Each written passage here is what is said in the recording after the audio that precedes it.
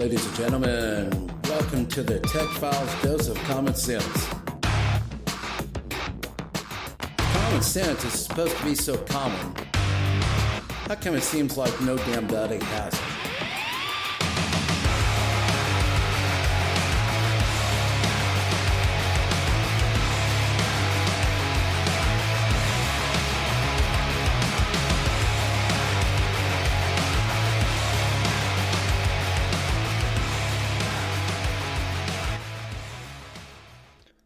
Hey everybody, welcome to the show. How y'all doing?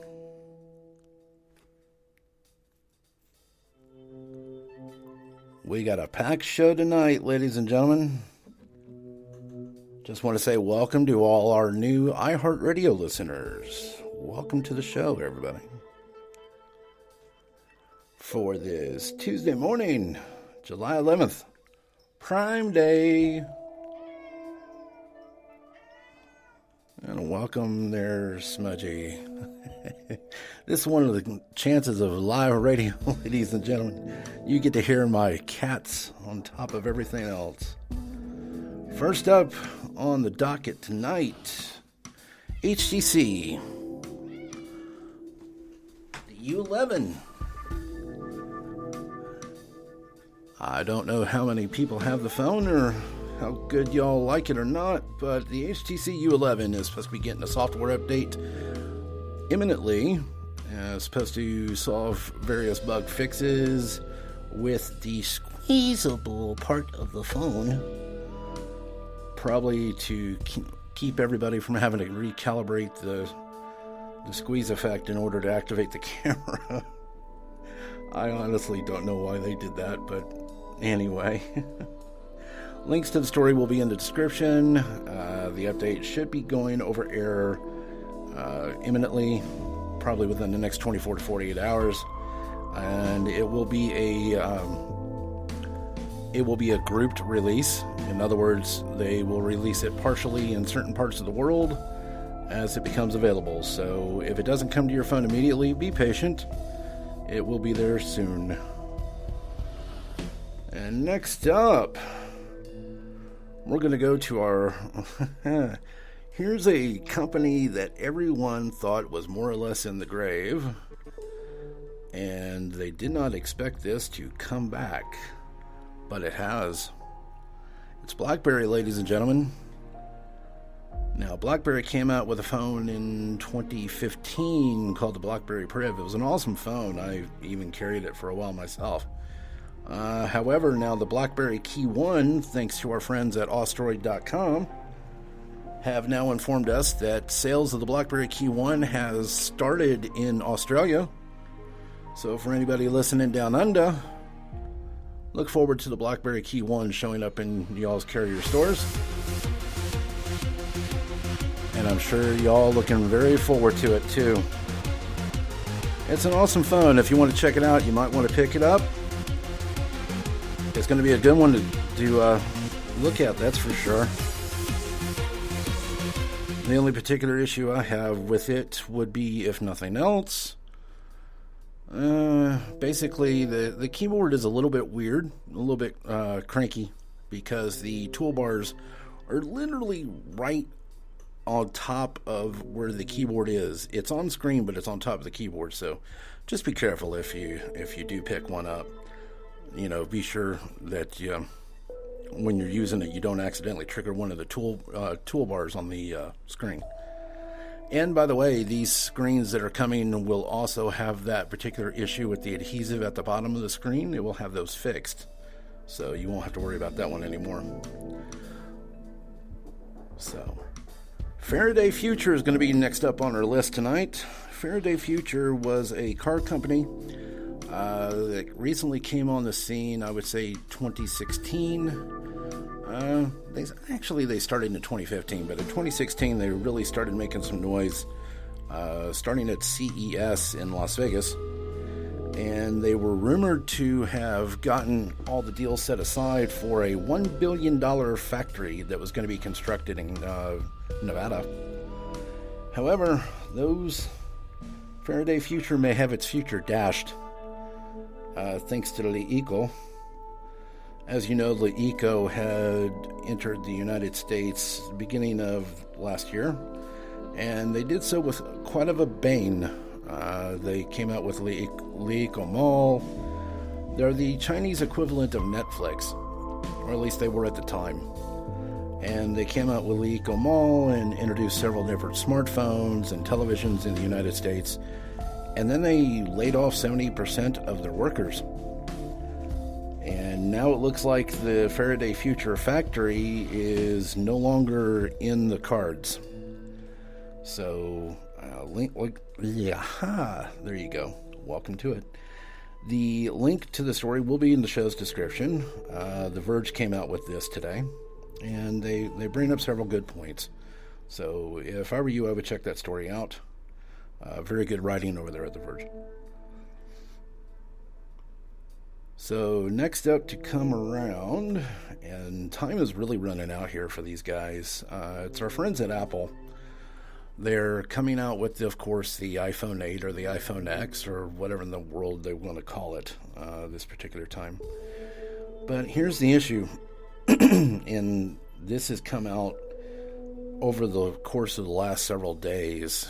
They have not figured out what they're going to be using for security, because up to a certain point they use Touch ID. So in this particular case, they have no idea what they're going to be using as security on this one, folks. They have a certain amount of time left. They're really coming close to having the window shut on them. They don't know if they're going to be able to use Touch ID or they're going to have to use an alternative form of security.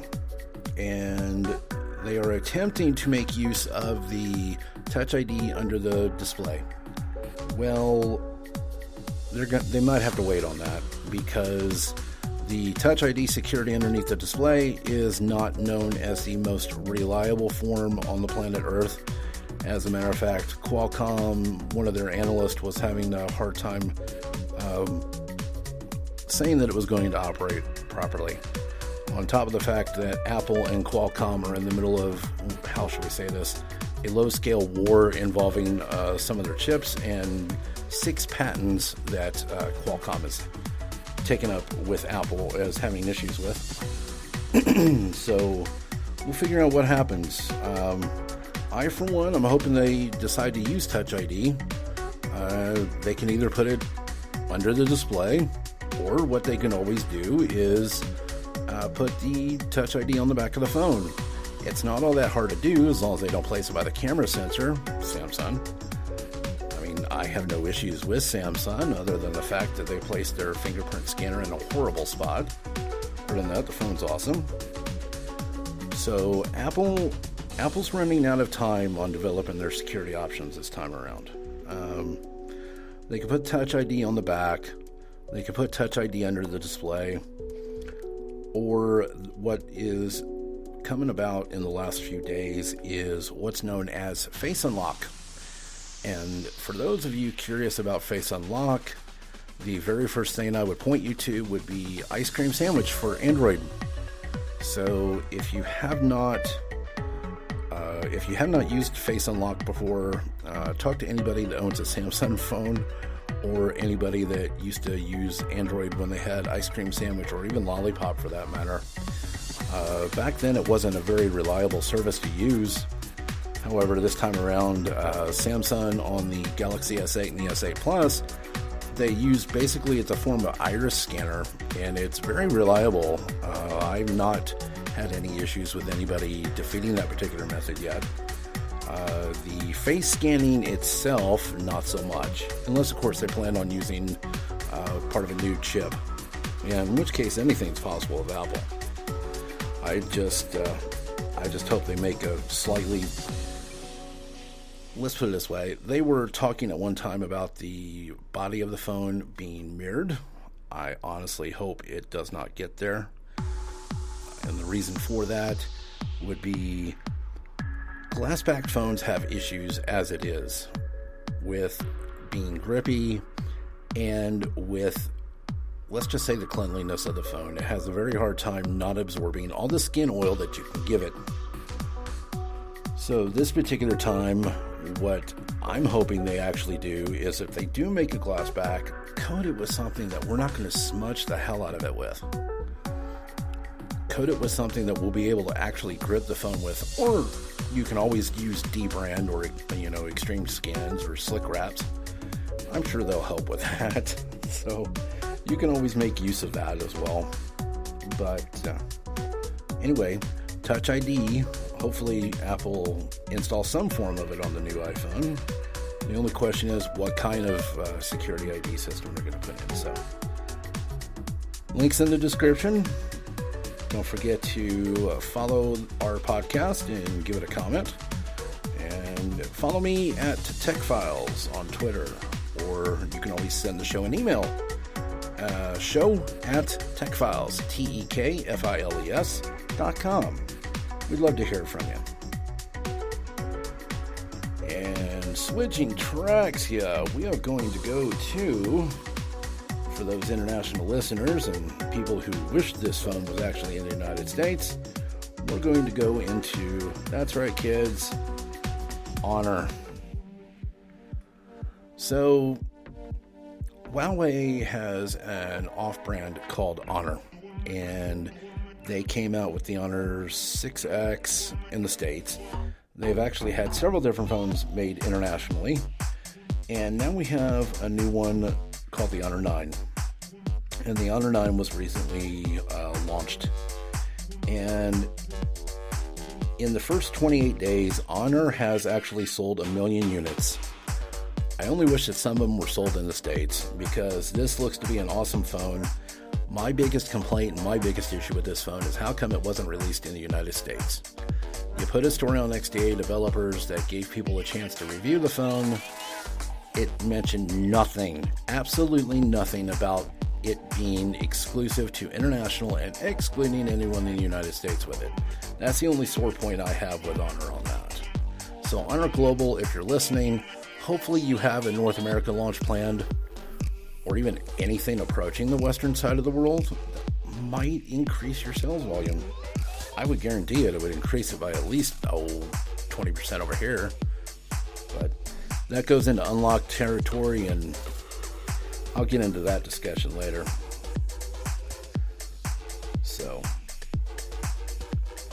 I would at least guarantee the sales would be at least 20 to 50% higher if they bother to sell in North America. But first thing, if you can't unlock a phone, or if you can't buy an unlocked phone, the best thing to do would be to partner with a carrier over here, and I would guarantee you T-Mobile would jump at this chance. I'm not speaking for them, but T-Mobile loves using products and services that nobody normally makes use of and could give two breaths about.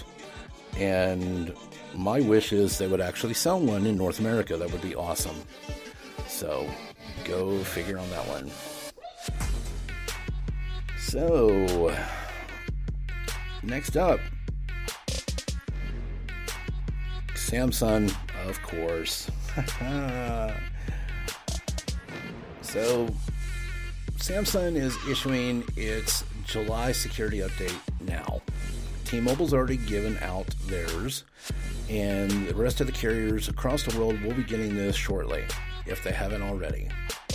I have a huge issue with this update. Here's why.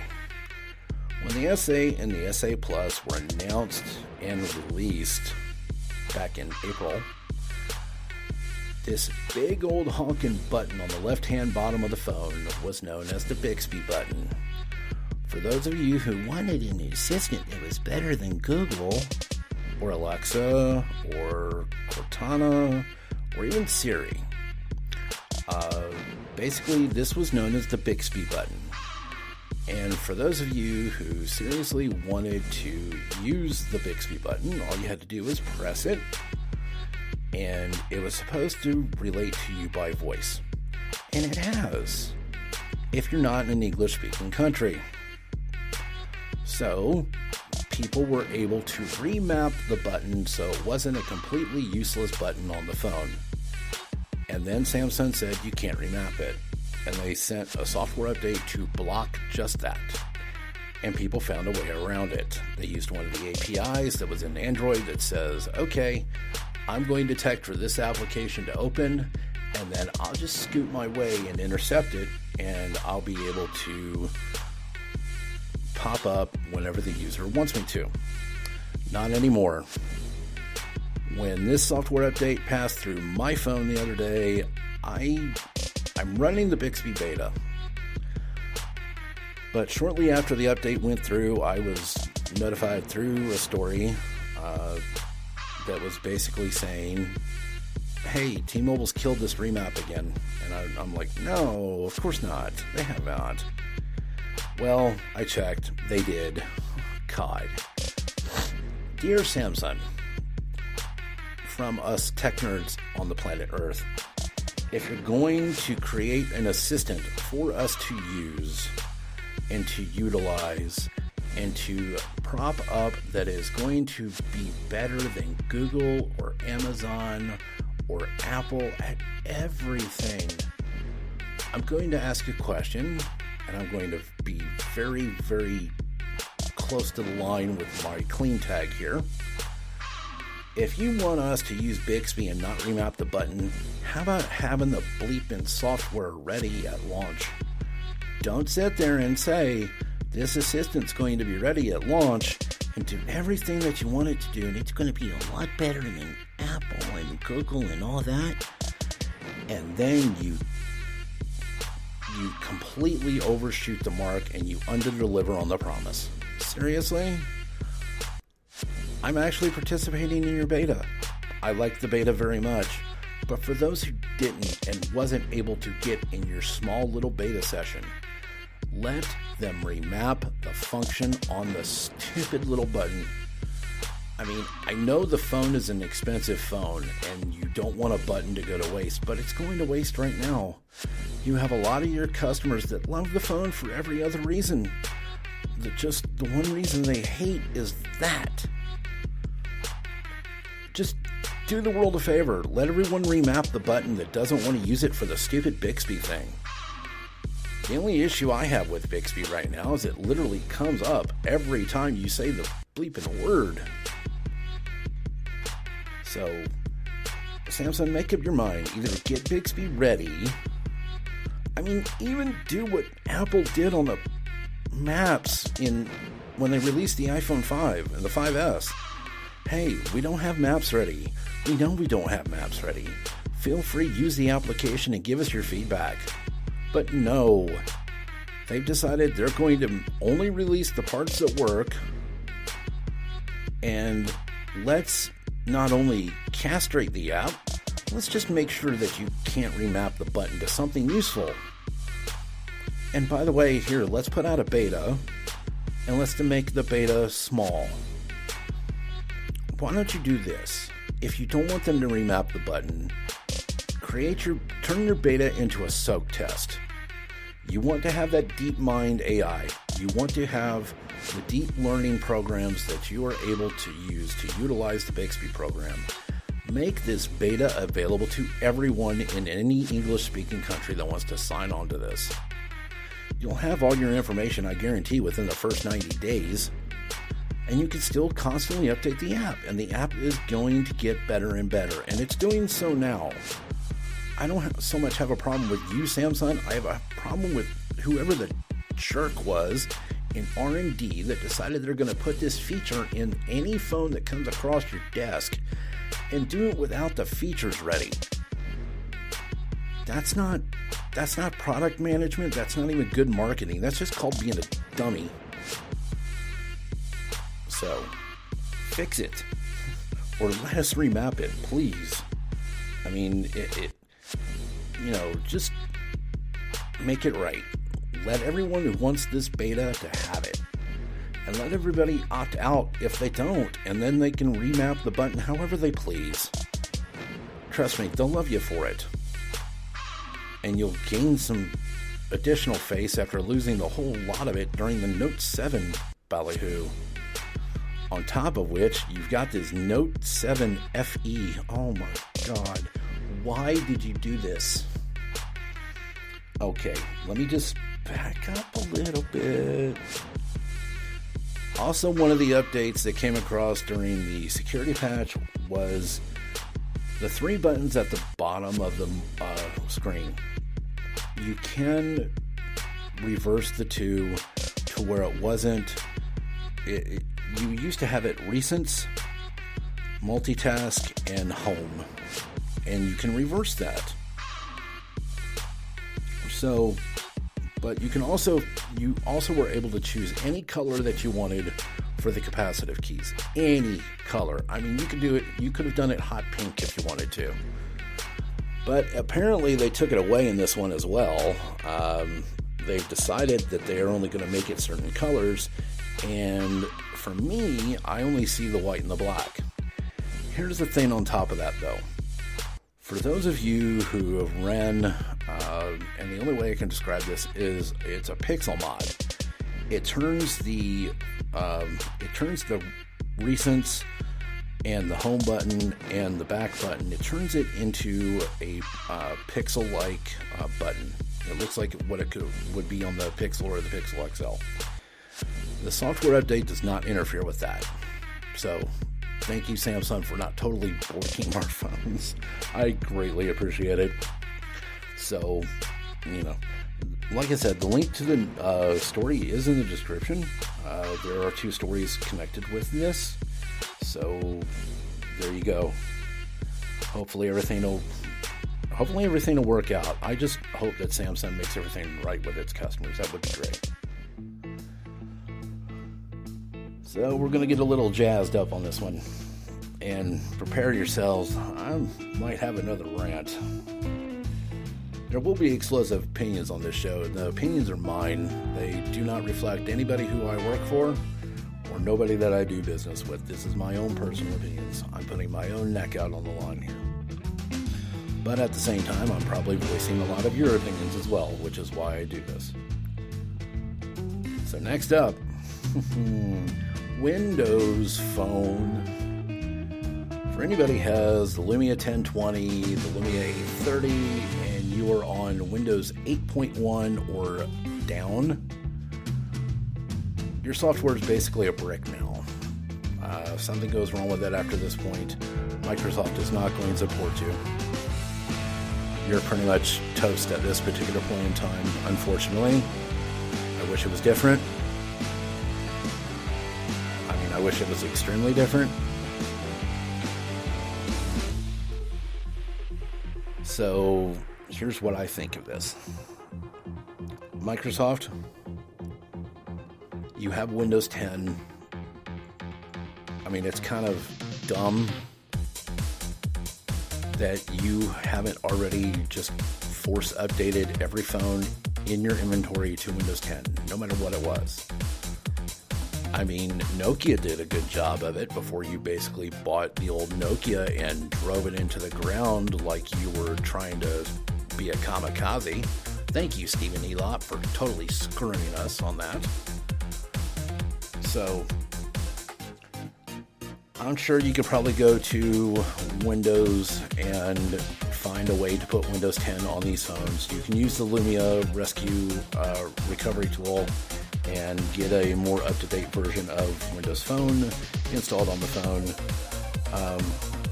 One of my friends over at Pocket Now, Jules Wayne, wrote the article on this. He's very good. So by all means, read his story, and hopefully we'll have a fix to this shortly. If a lot of us that will read this story already know how to fix it, so if you have any questions, feel free, pop us a tweet, we'll respond to you. And hopefully we'll get it all fixed for you as well. So, all right. Now, here's the funny, and I don't know what to make of this. Xiaomi. This is for my wonderful international listeners on this. So Xiaomi has a couple of different brands. They're basically a Chinese smartphone manufacturer. And they're a very good smartphone manufacturer. For those of you who haven't seen this, they have a Xiaomi, they call it the Mi Mix.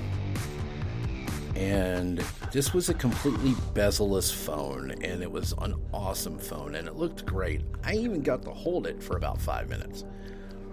My only problem with the Mi Mix is it was just, number one, slipperier than anything, and number two, it didn't support all the bands in the States. Now, it's an international phone pretty much, so it'll support most any other bands around the world, just not the ones in the US, which we need band 12 to have it work. So, but anyway, they're talking about starting another brand. GSM Arena had wrote this article earlier this evening. By all means, look at the article. I'm hoping, that's a word. This is going to be one of those recordings that, even though I put my production through post, I don't do a whole lot of edits on this because I really want you to get the raw emotion and the raw opinion, and sometimes it doesn't always come out the way it should. But here's my thoughts on this. If Xiaomi is going to start a brand, and I understand Xiaomi has a terrible habit, and I do mean terrible, terrible, terrible habit, of sitting there and making their, let's just put it this way, Xiaomi has a terrible habit of copying Apple a lot. So if they're going to sit there and they're going to do something like that, do me a tremendous favor, guys. Be original. Come out with your product as is. The Mi Mix was a perfect example of that. You would have a lot of people interested in this. And, I probably have some listeners, and I've even gotten emails over the last few days. Why are you mentioning phones that are basically international phones and basically will never be seen over here? And here's why, folks. Not only am I trying to be one tech nerd relating to another tech nerd, and if you're not a tech nerd, I'm sorry. I am entertaining, or at least try to be. I have two obligations to my audience. Number one is to relate tech nerdy news to tech nerdy people. That's priority. I also am obligated to give my opinion. Number two, unvarnished. And number three, my main mission is to make technology as comfortable for you, the non-tech nerd, as it is for us tech nerds. I want you to be able to hold a smartphone and have the exact same confidence in it that we do. And it doesn't take much. The worst thing that can happen if you're messing with a smartphone and something goes awry on you, the worst thing you should be able to do is just hold the power button down for 30 seconds. It'll simulate a battery pull, restart the phone, and everybody will be happy. And there you go. And you will have everything operating the way that you want it to.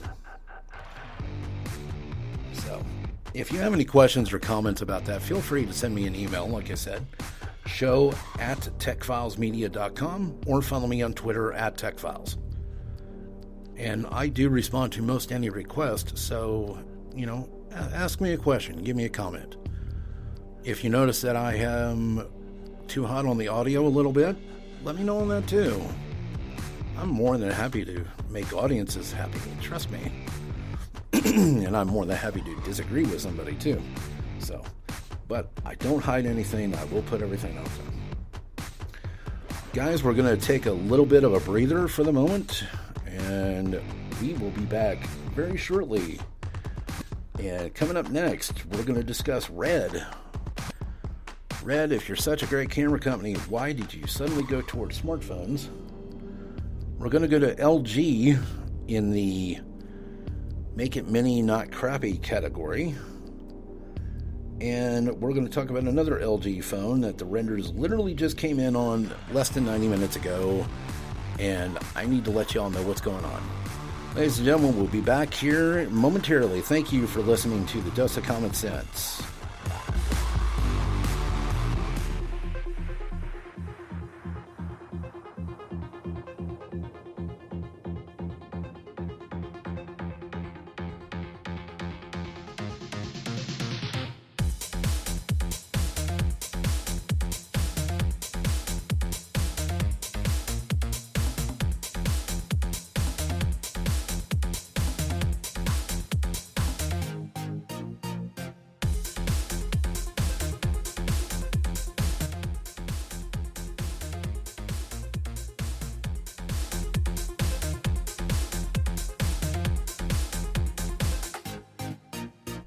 The Dust of Common Sense will be back momentarily. Thank you.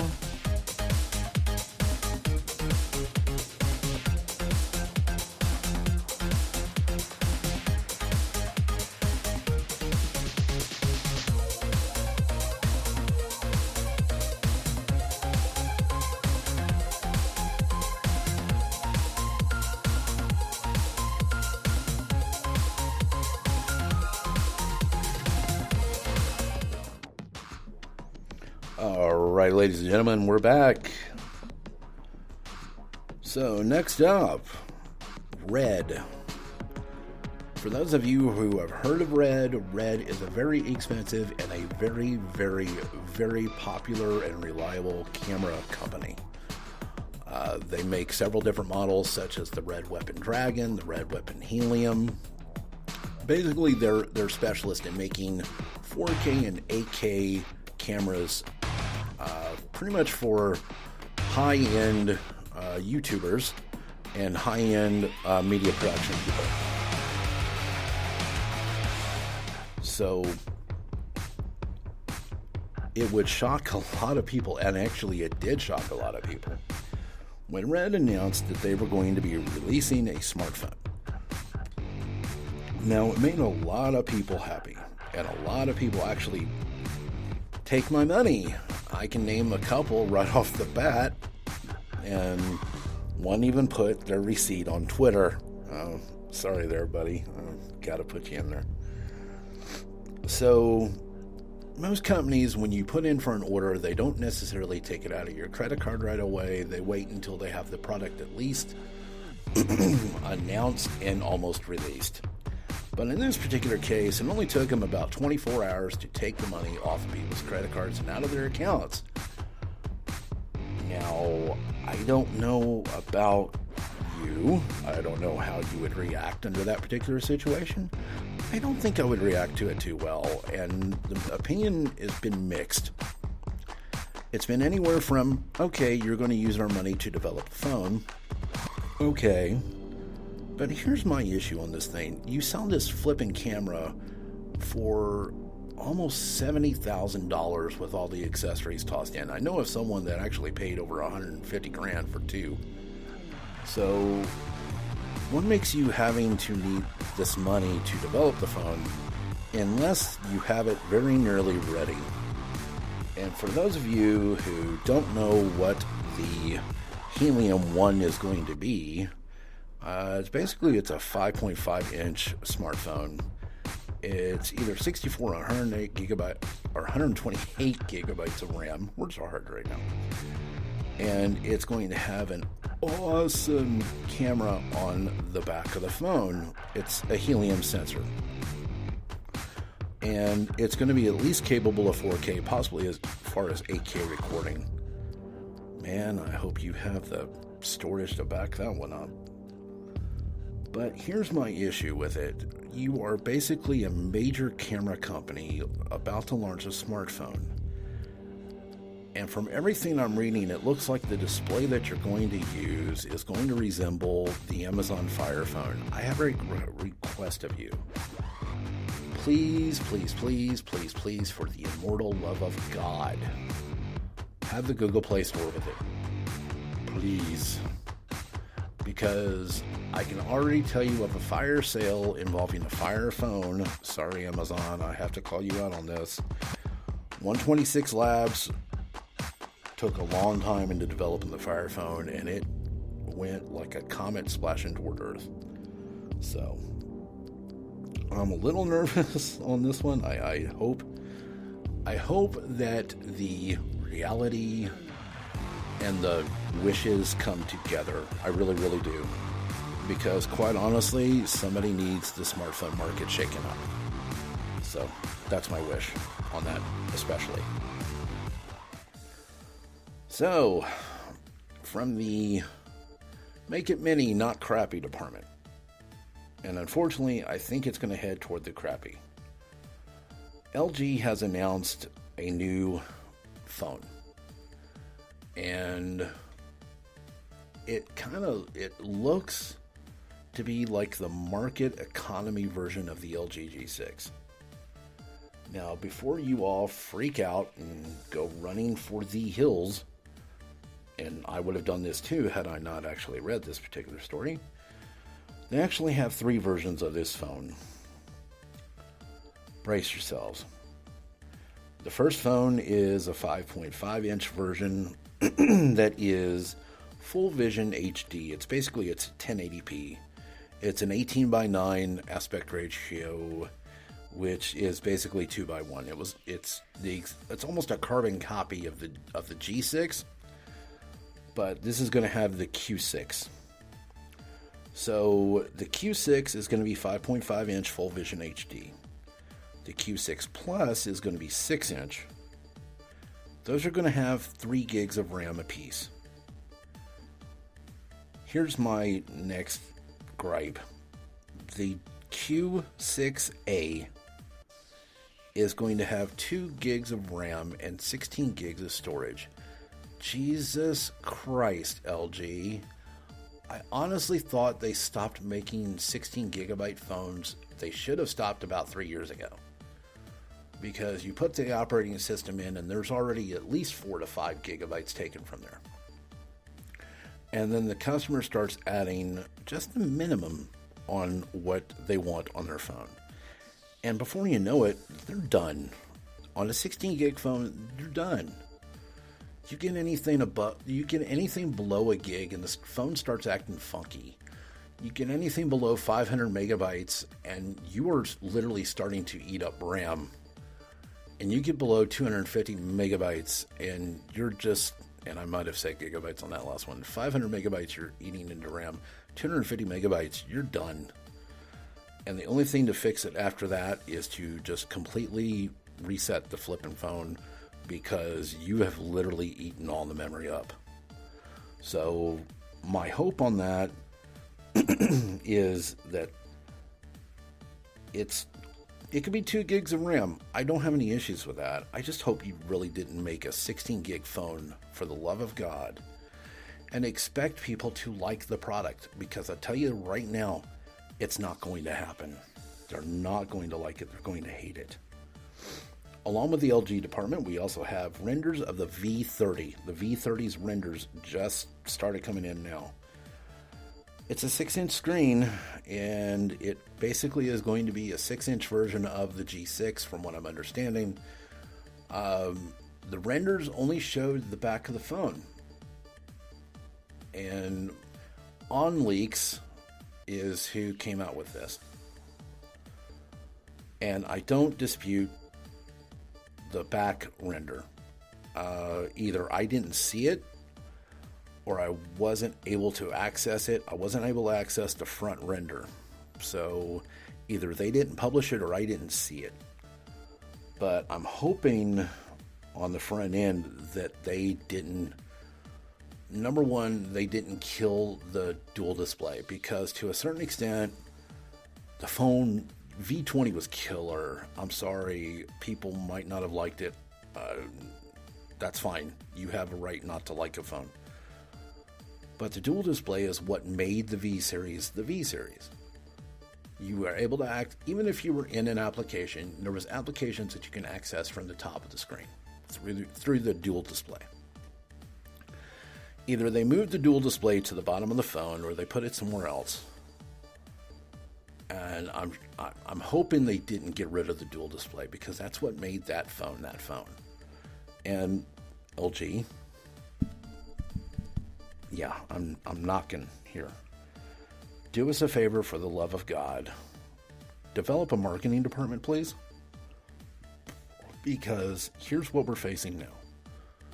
You announce your phones, and everyone makes a big cheer on the announcement. Everybody's so happy. I mean, they're thrilled. They're thrilled to death. They're awesome. They're so happy to have the phone. And then all of a sudden you have this. You have nothing. 0. Crickets. You don't even have that. You have the mouse in the back of the room that's wondering, where the hell are your phones? I know you told me something about them. What happened? It's like the G5's friends. They ended up on the side of a milk carton because you didn't put the features in the States. Develop a marketing department, please. It would make us happy. End of rant. So, for those of my listeners out there, I thank you very much for allowing me into your homes and cars and into your ears this evening, this morning, whatever time you listen to this. I have a couple of questions for you. Number one, what are you carrying around as your daily driver? And I know I've asked my regular listeners on this one before. This is for my new listeners on iHeart Radio. What do you use as your daily driver? And then, do you like or do you hate the phone? And do you want me to talk about it on the air? Because 9 times out of 10, I've seen most of these phones. So, show at TechFiles Media, TechFilesmedia.com. Or follow me on Twitter at TechFiles. Leave a comment or follow me on whatever podcatcher that you listen to me on. I can use all the feedback I can get right now. I have more emails that came in from recent broadcasts. A lot of iPhones, 6, 6S, a lot of HTCs, 1M8s. Oh boy, wow. I mean, I will say one thing for HTC, at least the 1M8s were different. They had 2 lenses on them, and the camera was just outstanding as far as getting that bokeh effect. I mean, that wasn't good for much else. But Zoe did a lot of that too. The Zoe feature on the HTCs. So, and LG does have some very good phones. I don't have any problem with LG. Actually, my wife uses the G6. I bought that for her. My only problem with LG is, and actually for a lot of them for that matter, it's like the marketing department doesn't exist. The marketing department is there to create a campaign for the phone. And they're supposed to do this up to 2 weeks after launch. And there are certain companies that they announce their phone under so much fanfare and so much hoopla, and then their marketing department is actually like a cricket field after a rain. And that's all you hear. And nobody says anything after that point, and it's very frustrating. You know, if you got a good product, shout it to everyone you see. Don't sit there and make a big hoopla on TV and radio, and it's like, oh, we have this new phone, it's the LG G6 or the G Flex. I know your display sucked on the G Flex. I know the software sucked on the G Flex too, but market it. Tell people about it. HTC tried. They did it the wrong way, but they tried. I give them all the points in the world for that. Google actually developed a marketing department while they were doing the Pixel and the Pixel XL. Kudos, Google. You finally figured out what a marketing department is. Samsung has you beat by 1.5 miles. They literally painted a terminal at Heathrow into the Samsung terminal, for crying out loud. And then they pretty much almost completely and utterly bought every electronic billboard at Times Square. They paper television, they paper radio, and they paper internet with every single marketing ad you can think of. LG is kind of like, it's like David and Goliath. I understand that, but there's got to be a certain point where David smartens up somewhere. But I digress. I've ranted for long enough. Ladies and gentlemen, thank you very much for having me in your homes. We are available on Google Play Music, iHeartRadio, Apple Podcasts, Stitcher, TuneIn.com, PodcastAddict.com, Pocket Casts, and most every other podcatcher that you can think of. We are probably available on that as of this moment. I thank iHeartRadio for adding us on. I thank Spreaker for their hosting capabilities and their support in getting this podcast up and running. Follow me on Twitter at TechFiles. Send me an email, show@techfilesmedia.com. Ladies and gentlemen, this is the Dose of Common Sense. Thank you very much for having me into your homes or your cars or wherever you decided to have me today. I appreciate all my listeners. Y'all have a wonderful day, night. We're out of here. Stay classy, kids. We'll talk to y'all later.